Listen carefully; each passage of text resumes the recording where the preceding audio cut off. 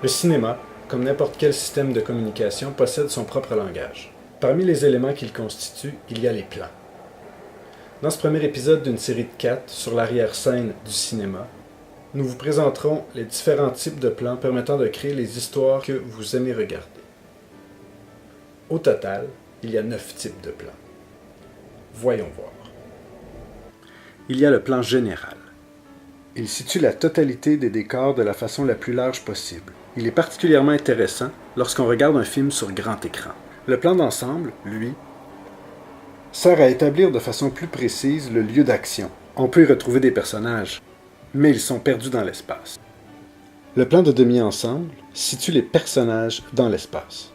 On reconnaît les personnages, mais on ne voit pas l'expression sur leur visage. Ce qui nous amène au plan moyen. Ici, on voit le ou les personnages en entier. Nous voici entrés dans l'action. Mais si deux personnages se parlent, alors on peut utiliser le plan américain.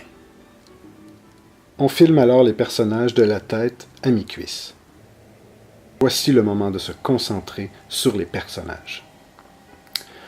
On commence avec le plan rapproché.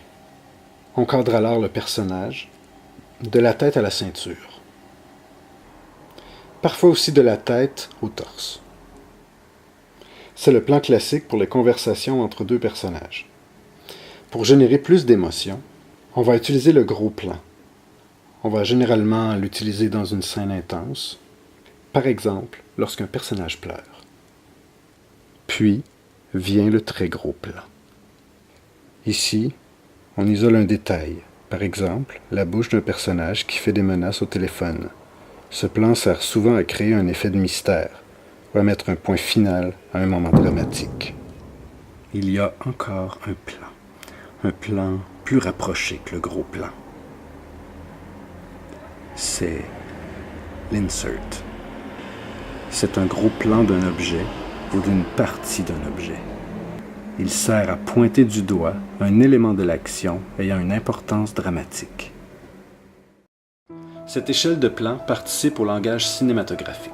Et plus on se rapproche, plus le spectateur sera impliqué. Évidemment, pour réaliser un bon film, il faut réussir à créer un équilibre.